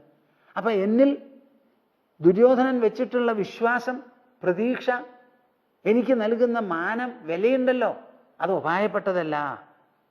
തസ്മാദ്രണേ ദ്വൈരഥേ മാം പ്രത്യുദ്യാതാരമച്യുത വൃതവാൻ പരമം കൃഷ്ണ പ്രദീപം സവ്യസാചിനഃ. തസ്മാദ്രണേ ദ്വൈരഥേ മാം പ്രത്യുദ്യാതാരമച്യുത. എല്ലാ യുദ്ധത്തിലും പണ്ട് കാലത്ത് രഥയുദ്ധമാണ് ഗംഭീരം, മഹത്ത്, നിർണായകം. അവിടെ കാലാൾപ്പടയുണ്ട്, കുതിരപ്പടയുണ്ട്, ആനപ്പടയുണ്ട്, അങ്ങനെ പലതും ഉണ്ട്. അതൊക്കെ ഉണ്ടെങ്കിലും രഥികളും രഥവുമാണ് അവിടെ ഏറ്റവും നിർണായകം, പ്രധാനം. നമ്മൾ അസ്ത്രം ശസ്ത്രം എന്നൊക്കെ പറയുന്നു. എന്താണ് ഈ അസ്ത്രം ശസ്ത്രം? ഒക്കെ ഈ രഥികൾ പ്രയോഗിക്കുന്നതാണ്. തസ്മാദ്രണേ ദ്വൈരഥേമാം. അങ്ങനെ പ്രധാനപ്പെട്ട പടയാളി ഒരാള് അതുപോലെ ഒരു പടയാളിയോട് വേണം പൊരുതാൻ. തന്നേക്കാൾ ബലം കുറഞ്ഞവരോട് പൊരുതരുത്. ബലം കൂടിയവരോട് പൊരുതുന്നത് മറുഭാഗത്തിൽ നിന്ന് തെറ്റായിരിക്കും. അപ്പൊ രണ്ടുപേരും ഏതാണ്ട് സമാനമായിരിക്കുന്ന വയസ്സും യോഗ്യതയുമുള്ളവരും തമ്മിലാണ് ഏറ്റുമുട്ടുക. അങ്ങനെ ദ്വൈരഥമുണ്ടല്ലോ, രണ്ട് രഥം തമ്മിലുള്ള പോര്. അതില് പ്രത്യുതാതാരമച്യുത വൃതവാൻ പരമം കൃഷ്ണ പ്രദീപം സവ്യസാചിന. സവ്യസാചി എന്ന് പറഞ്ഞാൽ അർജുനൻ. അർജുനൻ വില്ലാളി വീരനാണ്. എത്രയോ യുദ്ധം ചെയ്തിട്ടുണ്ട്. കയ്യിലിതാ ഗാണ്ഡീവവും കൊണ്ടാ വന്നിരിക്കുന്നത്. ഇതേവരെ ചെയ്ത യുദ്ധത്തിലൊക്കെ ജയിച്ചിട്ടുണ്ട്. അങ്ങനെ ഒരാളെ തോൽപ്പിക്കുക എന്ന് പറഞ്ഞാൽ എളുപ്പമല്ല. പക്ഷേ തോൽപ്പിക്കാൻ ഒരാളുണ്ടെന്നുള്ള വിശ്വാസം ദുര്യോധനുണ്ട്. ആരാ? ആപ്തമിത്രമായിരിക്കുന്ന കർണൻ. അപ്പൊ എന്നെ കണക്കാക്കിയിട്ടാണ് ദുര്യോധനന്റെ പടപ്പുറപ്പാട് മുഴുവനും. അതല്ലെങ്കിൽ ദുര്യോധനൻ പുറപ്പെട്ടിട്ടുണ്ടാവില്ല. അങ്ങനെ ഇരിക്കെ വൃതവാൻ പരമം കൃഷ്ണപ്രദീപം സവ്യസാചിന. സവ്യസാചിക്ക് ഒരു പ്രതിയോഗി എന്നുള്ള നിലയ്ക്ക് എന്നെയാണ് വരിച്ചിരിക്കുന്നത്. ആര്? ദുര്യോധനൻ. തസ്മാദ്രണേ ദ്വൈരഥേമാം പ്രത്യുദ്യാതാരമച്യുത വൃതവാൻ പരമം കൃഷ്ണ പ്രദീപം സവ്യസാചിന. വധാത് ബന്ധാത് ഭയാദ്വാഭി ലോഭാദ്വാഭി ജനാർദ്ദന അനൃതം നോത്സഹേ കർത്തും ധാർത്തരാഷ്ട്രസ്യ ധീമതഃ. ഇത്രയും വർത്തമാനങ്ങൾ എന്തൊക്കെയാ? രാധയോടുള്ള കടപ്പാട്, അത് കഴിഞ്ഞ് ദുര്യോധനോടുള്ള കടപ്പാട്.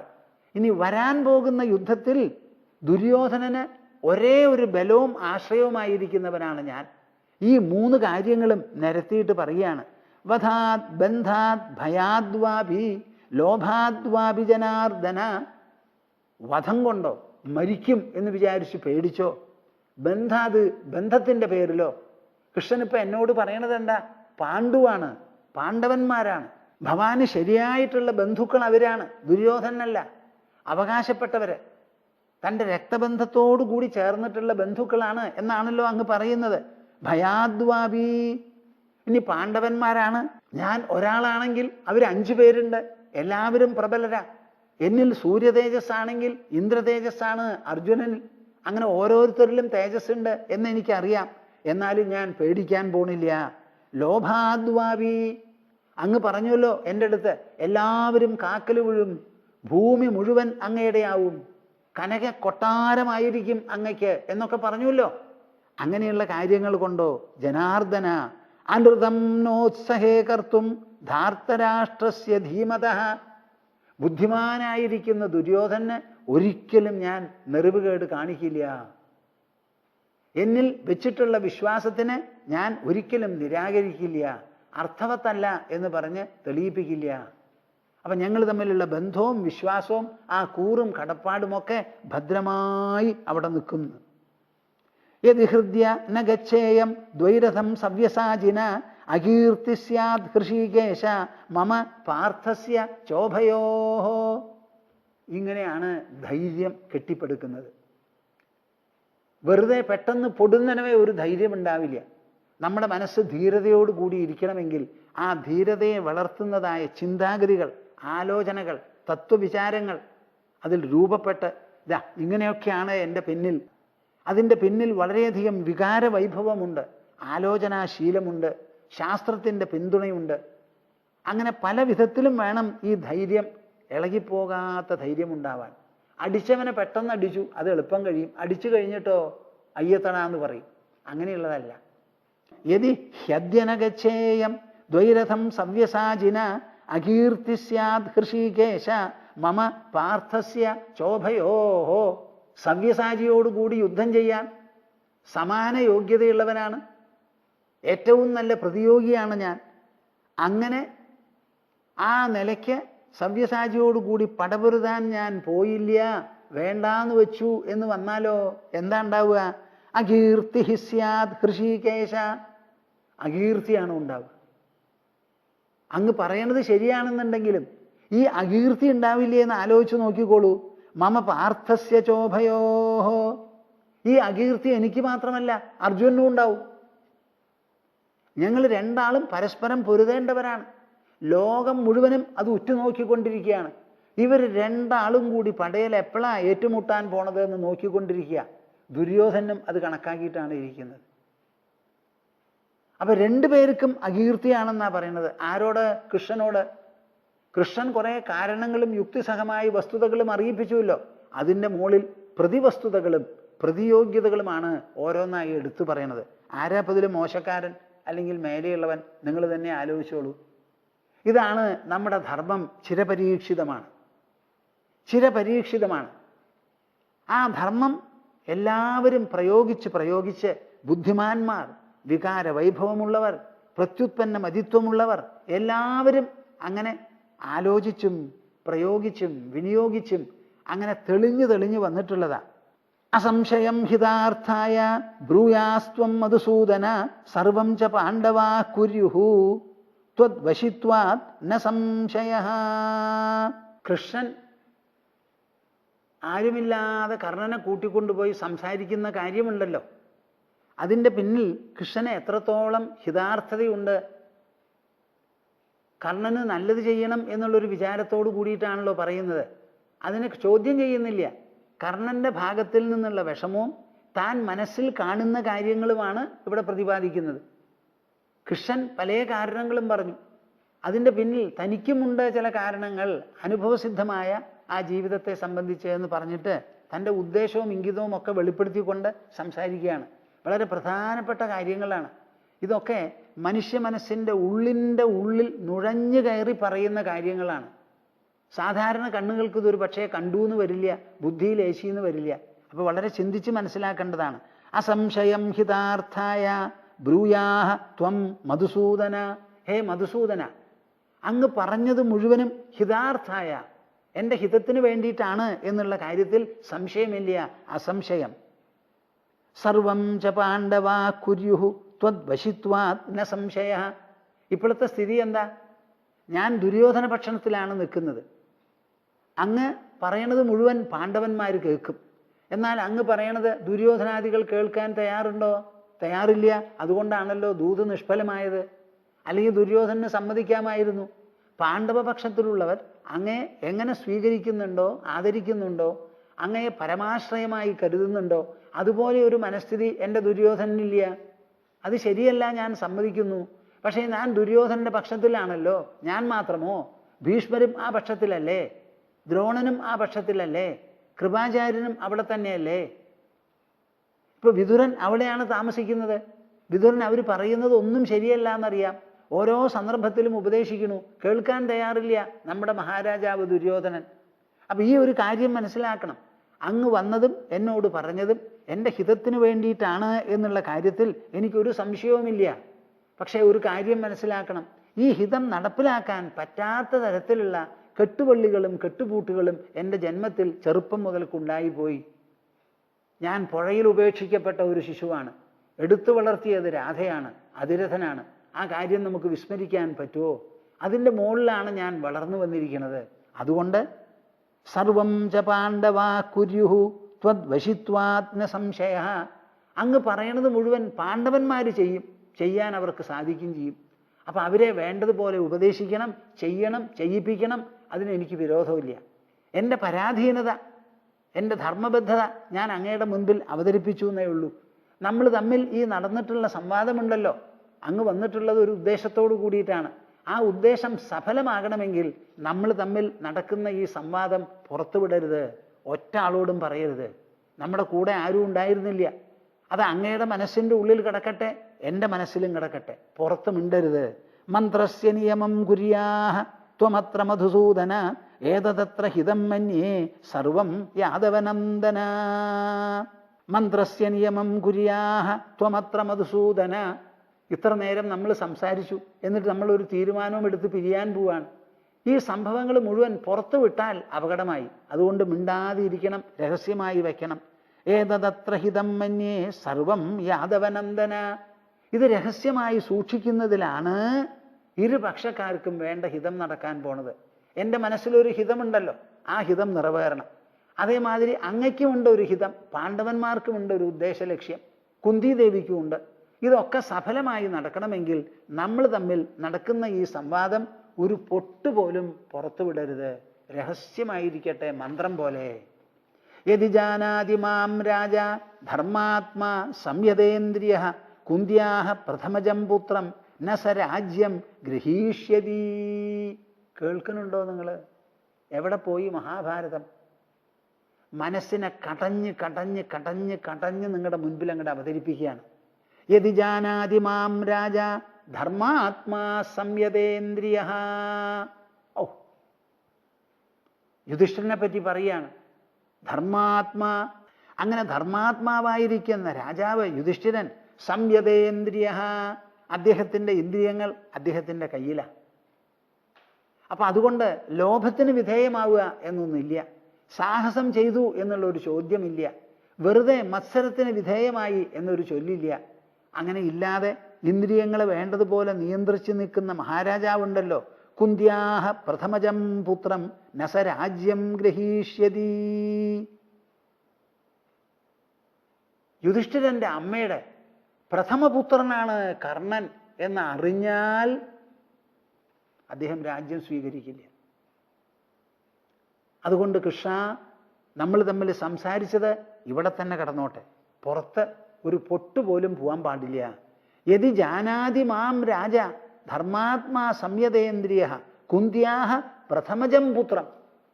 ഈ യുധിഷ്ഠിരൻ എങ്ങാനും സ്വപ്നത്തിൽ പോലും മനസ്സിലാക്കിയെന്നിരിക്കട്ടെ, ദാ കർണൻ എൻ്റെ അമ്മയ്ക്ക് ആദ്യം ജനിച്ച കുട്ടി എന്ന് മനസ്സിലായി പോയാൽ പിന്നെ കഴിഞ്ഞു. ആ രാജ്യത്തിലേക്ക് തിരിഞ്ഞു നോക്കില്ല. ഓടി എൻ്റെ അടുത്ത് വരും, കാക്കൽ വീഴും, നമസ്കരിക്കും, യാചിക്കും. എനിക്കത് തിരസ്കരിക്കാനും പറ്റില്ല. കുന്ത്യാഹ പ്രഥമജം പുത്രം ന സ രാജ്യം ഗ്രഹീഷ്യതി. എത്ര ഉറപ്പിച്ചിട്ടാ പറയുന്നത്? പിന്നെ ആ മനുഷ്യൻ, ആ ആള് രാജ്യത്തിൽ ഇരിക്കാൻ പോണില്ല. പ്രാപ്യ ചാപി മഹദ്രാജ്യം തദഹം മധുസൂദന സ്ഫീതം ദുര്യോധനായ ഇവ സമ്പ്രദദ്യാം അരിന്തമാ. കേൾക്കുന്നുണ്ടോ നിങ്ങൾ? ഞാൻ ഈ ഇടയ്ക്ക് ചോദിക്കുന്നത് എന്താണെന്നറിയോ? ആ ആർഗ്യുമെൻ്റ് ഓരോന്നോരോന്ന് പറയുന്നത് നിങ്ങൾ ശ്രദ്ധിച്ച് കേൾക്കണം, വിട്ടുകളയരുത്. പ്രാപ്യ ചാപി മഹദ്രാജ്യം തദഹം മധുസൂദന. ഇനി ഞാൻ എങ്ങാനും ഈ മഹത്തായിരിക്കുന്ന ഹസ്തിനപുരവും ഇന്ദ്രപ്രസ്ഥവും എനിക്ക് കയ്യിൽ കിട്ടിയെന്നുണ്ടെങ്കിൽ ഞാൻ എന്ത് ചെയ്യുന്നറിയാമോ കൃഷ്ണ? സ്ഫീതം ദുര്യോധനാദൈവ സമ്പ്രദദ്യാം അരിന്തമ. ഞാൻ അങ്ങനെ അതുകൊണ്ട് ദുര്യോധന അങ്ങോട്ട് സമ്മാനിക്കും. എനിക്ക് രാജ്യമൊന്നും വേണ്ട. എനിക്ക് രാജാവ് എന്നൊരു സ്ഥാനം കിട്ടണമെന്നുണ്ടായിരുന്നു, എൻ്റെ ഉൾപ്രതാപത്തിൻ്റെ പേരിൽ, ഉൾമഹിമയുടെ പേരിൽ. എനിക്ക് അസ്ത്രശസ്ത്രവിദ്യ നല്ലപോലെ അറിയാം. ആ ഉള്ളിലൊരു രാജകീയ പ്രഭാവമുണ്ടല്ലോ, സൂര്യ തേജസ്സൊക്കെ ഉണ്ടല്ലോ. ആ തേജസ്സോടുകൂടി ഉള്ളവനായതിനാൽ ഒരു പക്ഷേ ഒരു പൊരിപ്പൊരിപ്പുണ്ടെങ്കിൽ എന്താ അത്, എൻ്റെ ആ പരാക്രമം കാണിക്കണം. പക്ഷേ എനിക്ക് രാജ്യം ഭരിക്കാനോ സിംഹാസനത്തിലിരിക്കാനോ ഒന്നും താല്പര്യമില്ല. അതുകൊണ്ട് എനിക്ക് കിട്ടി നമ്മുടെ രാജ്യം എന്നിരിക്കട്ടെ, ഞാൻ എൻ്റെ കൂറിൻ്റെ പേരിൽ എൻ്റെ ആപ്തമിത്രമായിരിക്കുന്ന ദുര്യോധനെ അടിയറ വെച്ച് സമ്മാനമായി കൊടുക്കുന്നു. കേൾക്കുന്നുണ്ടോ നിങ്ങൾ? പ്രാപ്യ ചാപി മഹദ്രാജ്യം തദഹം മധുസൂദന സ്ഫീതം ദുര്യോധനായ ഇവ സമ്പ്രദദ്യാം അരിന്തമ. സയേവ രാജാ ധർമാത്മാ ശാശ്വതോസ്തു യുധിഷ്ഠിരഃ നേതാ യസ്യ ഹൃഷീകേശോ യോദ്ധാ യസ്യ ധനഞ്ജയഃ. എൻ്റെ മനസ്സിലുള്ള ഉള്ളിരിപ്പ് പറയട്ടെ കൃഷ്ണ, ഞാൻ എന്താ അഭിലഷിക്കുന്നത് എന്നറിയോ? സയേവ രാജാ ധർമാത്മാ. യുധിഷ്ഠിരൻ തന്നെ ആയിരിക്കണം രാജാവ്. എന്തോ അബദ്ധത്തിൽ ഞാൻ അതിന് മുമ്പ് ജനിച്ചുപോയി. ഞാൻ പിന്നീട് ജനിക്കേണ്ടവനായിരുന്നു. ബാക്കി 4 സഹോദരന്മാരെങ്ങനെ യുധിഷ്ഠിരനെ ആ തലവൻ എന്ന് പറഞ്ഞ് സ്വീകരിക്കുന്നുവോ അതുപോലെ ഞാനും സ്വീകരിക്കുന്നുണ്ട്. യുധിഷ്ഠിരനുള്ള യോഗ്യത എനിക്കില്ല. അദ്ദേഹം തന്നെയാണ് ധർമാത്മാവ്. എൻ്റെ ജീവിതത്തിൽ ധർമ്മം പൂർണ്ണമായി അനുസരിക്കാൻ സാധിക്കാത്ത ചില കുടിലതകളൊക്കെ സംഭവിച്ചിട്ടുണ്ട്. അപ്പം എൻ്റെ അഭിപ്രായത്തിൽ യുധിഷ്ഠിരൻ മാത്രമാണ് ധർമാത്മാവായിട്ടുള്ള രാജാവ്. ശാശ്വതോസ്തു യുധിഷ്ഠിരഃ. അദ്ദേഹം ശാശ്വത കീർത്തിയോടുകൂടി വാഴണം. കർണനെ ആരും കീർത്തിക്കരുത്, യുധിഷ്ഠിരനെയാണ് കീർത്തിക്കേണ്ടത്. ശാശ്വത കീർത്തിക്ക് അർഹൻ അദ്ദേഹമാണ്. നേതായസ്യ ഹൃഷീകേശോ. ആ യുധിഷ്ഠിരന് ഹൃഷീകേശൻ, അങ്ങ് കൃഷ്ണ പരമാത്മാവ്, അങ്ങ് തന്നെ വേണം യുധിഷ്ഠിരന് നിർദ്ദേശവും ആദേശവും ലക്ഷ്യവും സന്ദിഗ്ധാവസരങ്ങളിൽ വേണ്ടതുപോലെയുള്ള വീക്ഷണവും ഒക്കെ നൽകാൻ. യോദ്ധായസ്യ ധനഞ്ജയ, അതുപോലെ പടപൊരുതാൻ ആ യുധിഷ്ഠിരന്റെ കൂടെ വേണം ധനഞ്ജയൻ നിൽക്കാൻ. ഒരു ഭാഗത്ത് പാർത്ഥനും ഒരു ഭാഗത്ത് കൃഷ്ണനും, ഈ രണ്ടും കൂടിയിട്ട് യുധിഷ്ഠിരൻ മഹാരാജാവായി വാഴണം. ഇതാണല്ലോ ഭഗവത്ഗീതയിൽ അവസാനം പറയുന്നത്. എത്ര യോഗീശ്വര കൃഷ്ണോ എത്ര പാർത്ഥോ ധനുർധര തത്ര ശ്രീർ വിജയോ ഭൂതിർ ധ്രുവ നീതിർ മതിർമമ. ആ യോഗീശ്വരനായിരിക്കുന്ന കൃഷ്ണൻ എവിടെയുണ്ടോ, വില്ല് പൊക്കിപ്പിടിച്ച വില്ലാളി വീരനായിരിക്കുന്ന അർജുനൻ എവിടെയുണ്ടോ, അവിടെ ഐശ്വര്യം, സമ്പദ് സമൃദ്ധി, നീതി, കുശലത, മര്യാദ, മാനം ഒക്കെ ഉണ്ടാവുള്ളൂ. അപ്പൊ ഇവര് രണ്ടാളുമായി യുധിഷ്ഠിരൻ തന്നെ വേണം വാഴാൻ. ഇതാണ് എൻ്റെ മനസ്സിലുള്ള അഭിലാഷം. ഇതാണ് കർണന്റെ നിലപാട്. എന്നിട്ട് അദ്ദേഹം പറയാണ്, യദബ്രുവമഹം കൃഷ്ണ കടുകാനിസ്മ പാണ്ഡവാൻ പ്രിയാർത്ഥം ധാർത്തരാഷ്ട്രസ്യ തേന തപ്യേ ഹ്യകർമ്മണ. നോക്കൂ ആ ധർമ്മത്തിൻ്റെ പോക്ക്. ധർമ്മം എന്ന് പറഞ്ഞാൽ ധർമ്മയേവ ഹതോ ഹന്തി ധർമ്മോ രക്ഷതി രക്ഷിത. ആ ധർമ്മത്തിന് കളങ്കമേൽപ്പിക്കാൻ ഒരൊറ്റ ആൾക്കും സാധിക്കില്ല. ഈ കർണൻ കലിതുള്ളി എവിടെ? കുരുസദസ്സിൽ എന്തൊക്കെ പറയാൻ പാടില്ലാത്തത് പറഞ്ഞു. ദ്രൗപദിയുടെ വസ്ത്രം അഴിച്ചിങ്ങോട്ട് മേടിക്കൂ, അവൾക്കൊരു കുലീനതയുമില്ല എന്ന് പറഞ്ഞു. ഇതൊക്കെ പറഞ്ഞുല്ലോ. അദ്ദേഹം പറയാണ് ഇവിടെ, യദബ്രുവമഹം കൃഷ്ണ കടുകാനിസ്മ പാണ്ഡവാൻ. പാണ്ഡവന്മാരോടും പാണ്ഡവന്മാരെ കുറിച്ചും വളരെ തീക്ഷ്ണമായി കൂർത്തു മൂർത്ത വാക്കുകൾ ഞാൻ പറഞ്ഞിട്ടുണ്ടല്ലോ. ആ പറഞ്ഞതിനൊക്കെ പ്രിയാർത്ഥം ധാർത്തരാഷ്ട്രസ്യ, എൻ്റെ ആപ്തമിത്രമായിരിക്കുന്ന ദുര്യോധനെ തൃപ്തിപ്പെടുത്തണം എന്ന് വിചാരിച്ച് മാത്രമാണ് ഞാൻ പറഞ്ഞത്. ആ പറഞ്ഞത് ശരിയല്ല, തെറ്റാണെന്ന് എനിക്കറിയാം. അതിനു വേണ്ടിയിട്ട് തേന തപ്യേ ഹ്യകർമ്മണ, ആ മര്യാദയില്ലാത്ത പെരുമാറ്റം, നിഷ്ഠുരമായിരിക്കുന്ന പറച്ചലും പ്രവൃത്തിയൊക്കെ ഉണ്ടായല്ലോ, അതിനുവേണ്ടി എൻ്റെ മനസ്സ് തപിക്കുകയാണ്. വെറുതെ സങ്കടപ്പെടുക മാത്രമല്ല, തപിക്കുകയാണ്. ആ കത്തിജ്വലിക്കുന്ന ആ എണ്ണയിൽ പപ്പടം ഇട്ടാൽ എന്തായിരിക്കും സ്ഥിതി? അതേമാതിരിയാണ് എൻ്റെ മനസ്സ്. ഞാനിങ്ങനെ കടുങ്കൈ ചെയ്തല്ലോ, പറഞ്ഞല്ലോ, വിചാരിച്ചല്ലോ എന്നുള്ളതാണ് മനസ്സിലുള്ളത്. യദബ്രുവമഹം കൃഷ്ണ കടുകാനിസ്മ പാണ്ഡവാൻ പ്രിയാർത്ഥം ധാർത്തരാഷ്ട്രസ്യ തേന തപ്യേ ഹ്യകർമ്മണ. സ്നുഷാശ്ച പ്രസ്നുഷാശ്ചൈവ ധൃതരാഷ്ട്രസ്യ സംഗതാഃ ഹതേശ്വര നഷ്ടപുത്രാഃ ഹതനാഥാശ്ച കേശവ രുദത്യഃ സഗാംധാര്യ ശ്വഗൃദ്ധ കുരരാകുലേ സയജ്ഞേ അസ്മിൻ അവഭൃതോ ഭവിഷ്യതി ജനാർദ്ദന. കേൾക്കുന്നുണ്ടോ നിങ്ങൾ? എവിടെയാ കർണൻ പറഞ്ഞു നിർത്തുന്നത് എന്ന്? സ്നുഷാശ്ച പ്രസ്നുഷാശ്ചൈവ ധൃതരാഷ്ട്രസ്യ സംഗതാഃ. അതുകൊണ്ട് കൃഷ്ണ ഇവിടെ എന്താ സംഭവിക്കാൻ പോണേന്നറിയോ? ഞാൻ എൻ്റെ കാര്യം കൃഷ്ണനോട് പറഞ്ഞു.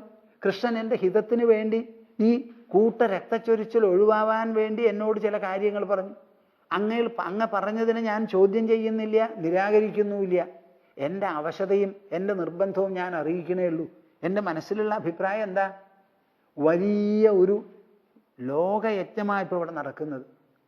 ആ യജ്ഞം വേണ്ടതുപോലെ അവസാനിച്ച് അതിൽ ആ അവഭൃതം ഒന്നുണ്ടല്ലോ, അവഭൃത സ്നാനം, അതിൻ്റെ പരിസമാപ്തിയിൽ എല്ലാവരും കുളിക്കുന്നത്, അത് നടക്കണമെങ്കിൽ എന്തൊക്കെ വേണം? സ്നുഷാശ്ച പ്രസ്നുഷാശ്ചൈവ ധൃതരാഷ്ട്രസ്യ സംഗതാഃ ഹതേശ്വര നഷ്ടപുത്രാഃ ഹതനാഥാശ്ച കേശവ. അവിടെ യുദ്ധം ചെയ്യാൻ വന്നിട്ടുള്ളവർ ആരൊക്കെയാ? ഭർത്താക്കന്മാർ, പുത്രന്മാർ. ആ ഭർത്താക്കന്മാര്, അവരുടെ ഭാര്യമാരുണ്ട്. അപ്പൊ യുദ്ധത്തിൽ ഈ വന്നിട്ടുള്ളവരെല്ലാവരും മരിക്കും. മരിച്ചു കഴിഞ്ഞാലോ ധൃതരാഷ്ട്രന്റെ മരുമക്കൾ പലരും ഉണ്ടല്ലോ, ആ മരുമക്കള്, പിന്നെ പൗത്രന്മാരുടെ ഭാര്യമാര്, പ്രസ്നുഷകള്, ഇതൊക്കെ ധൃതരാഷ്ട്രന്റെ എല്ലാവരും ഹതേശ്വര നഷ്ടപുത്രാഃ. ഭർത്താക്കന്മാർ മരിച്ച്, പുത്രന്മാർ മരിച്ച്, ഹതനാഥാശ്ച കേശവ, അവർക്ക് നാഥന്മാരുണ്ടെങ്കിലും അവരെല്ലാവരും മരിച്ച്, ദുരത്യഃ സഗാംധാര്യ രുദത്യഃ സഗാംധാര്യ ശ്വഗൃധ്ര കുരരാകുലേ. ഈ പടപൊരുതി ഇവരെല്ലാവരും മരിച്ച് ഈ സ്ത്രീകളും മരുമക്കളും മരുമരുമക്കളും എല്ലാവരും കൂടി വന്ന് നെഞ്ഞത്തടിച്ച് തല വിരിച്ചിട്ട് കരയണം. ആ കരയുന്നതിൻ്റെ കൂട്ടത്തിൽ ആരൊക്കെ വേണം? നായ വരും, കഴുകന്മാർ വരും, കുരര പക്ഷികൾ വരും. എല്ലാവരും കൂടി നിലവിളിക്കും. ആ നിലവിളി കഴിഞ്ഞാലേ സയജ്ഞേസ്മിൻ അവഭൃതോ ഭവിഷ്യതി ജനാർദ്ദന. അപ്പൊ ഈ യജ്ഞം പരിസമാപിച്ച് അവഭൃത സ്ഥാനം നടക്കണം എന്നുണ്ടെങ്കിൽ ഇങ്ങനെ ആയാലേ പറ്റുള്ളൂ. ഇതാണ് എൻ്റെ മുൻപിൽ ഞാൻ കാണുന്നത്. കാര്യം അർജുനോടുകൂടി ഞാൻ പൊരുതും. ദുര്യോധന്റെ കൂടെ നിൽക്കും. എൻ്റെ ആപ്തമിത്രമാണ് എന്നുള്ള നില എനിക്ക് മാറ്റാൻ പറ്റില്ല. അങ്ങനെയൊക്കെ ആണെങ്കിലും ഗതി മറിച്ചാണ് ആകാൻ പോകുന്നത്. ഇതെനിക്ക് നല്ല ഉറപ്പാണ്. അതുകൊണ്ട് എന്തു വേണം? സമുപാനയ കൗന്ദേയം യുദ്ധായ മമ കേശവ മന്ത്രസംവരണം കുർവൻ നിത്യമേവ പരന്തപ. നമ്മൾ തമ്മിൽ നടന്നിട്ടുള്ള സംവാദം ഏറ്റവും രഹസ്യമായി വെച്ചുകൊണ്ട് എന്തു വേണം? അങ്ങ് വെറുതെ അങ്ങോട്ട് പോകണം. ആ ധൃതരാഷ്ട്രന്റെ സദസ്സിൽ വെച്ച് ദൂത് പറഞ്ഞതും അതിന് അവർ നൽകിയ പ്രതികരണവും മാത്രമേ കൃഷ്ണ അങ്ങ് അവിടെ ചെന്ന് അറിയിക്കാൻ പാടുള്ളൂ. ഈ വർത്തമാനമൊന്നും പറയരുത്. ഇത് ഞാൻ പറഞ്ഞത് എൻ്റെ മനസ്സിലും അങ്ങയുടെ മനസ്സിലും കിടക്കട്ടെ. അവിടെ പോയി പറഞ്ഞ് അങ്ങ് എന്തു വേണം? അവരെ യുദ്ധത്തിന് വേണ്ടതുപോലെ നിർദ്ദേശങ്ങളും പ്രേരണയും നൽകി കൗന്ദേയനെ എൻ്റെ മുൻപിൽ പടപൊരുതാൻ കൊണ്ടുവന്ന് നിർത്തണം. അങ്ങ് തേരാളിയാവണല്ലോ ആവാൻ പോകുന്നത്. അപ്പൊ തേരാളിയാവുമ്പോൾ അർജുനന്റെ തേരിനെ എൻ്റെ മുൻപിൽ കൊണ്ടുവന്ന് നിർത്തി ഞങ്ങൾ തമ്മിൽ അസ്സനായിട്ട് പടപൊരുതണം. മന്ത്രസംവരണം കുർവൻ നിത്യമേവ പരന്തപ. ഒരിക്കലും പറഞ്ഞു പോകരുത് നമ്മൾ ഈ സംസാരിച്ച കാര്യങ്ങൾ. പറഞ്ഞു കഴിഞ്ഞാൽ പിന്നെ യുദ്ധം നടക്കാൻ പോകുന്നില്ല. യുധിഷ്ഠിരൻ അരവാക്ക് അറിയേണ്ട സമയം ഓടിവരും. യുദ്ധം പകുതിയിലായാലും നിർത്തും, മുക്കാലായാലും നിർത്തും. തുടങ്ങുന്നതിന് മുൻപ് പറയേണ്ടതുമില്ല. കർണൻ കുന്തി പുത്രൻ കുന്തി പൂ എന്ന് കേട്ടാൽ മതി, അപ്പൊ നിർത്തി യുദ്ധം. അപ്പൊ ഇത് രഹസ്യമായി സൂക്ഷിക്കുന്നതിലാണ് നമ്മുടെ ഈ യജ്ഞവും അവഭൃതസ്ഥാനവും നടക്കാൻ പോകുന്നത്. സമുപാനയ കൗന്ദേയം യുദ്ധായ മമ കേശവ മന്ത്രസംവരണം കുർവൻ നിത്യമേവ പരന്തപ. ഈ ദുര്യോധന മഹായജ്ഞം സഫലമാകട്ടെ. അത് നിർവിഘ്നം പരിസമാപിക്കണം. അതിന് ഒരിക്കലും കൃഷ്ണ അങ്ങ് തടയരുത്. ഒരു വിധത്തിലും ഈ സംവാദം പുറത്തു പറയരുത്. ഉപപ്ലാവ്യത്തിലേക്ക് തിരിച്ചു പോകുന്നതിന് മുൻപ് ആ പോകുന്ന വഴിക്ക് കർണനെയും കൂട്ടിക്കൊണ്ടുപോയി കൃഷ്ണനും കർണനുമായി നടന്ന ഒരു രഹസ്യ സംഭാഷണമാണ് നാം പറഞ്ഞ് ഏതാണ്ട് അവസാനിക്കാറായിട്ടുള്ളത്. കൃഷ്ണനെ ശാന്തിദൂതുമായി പറഞ്ഞയച്ചത് ആരാ? യുധിഷ്ഠിരൻ,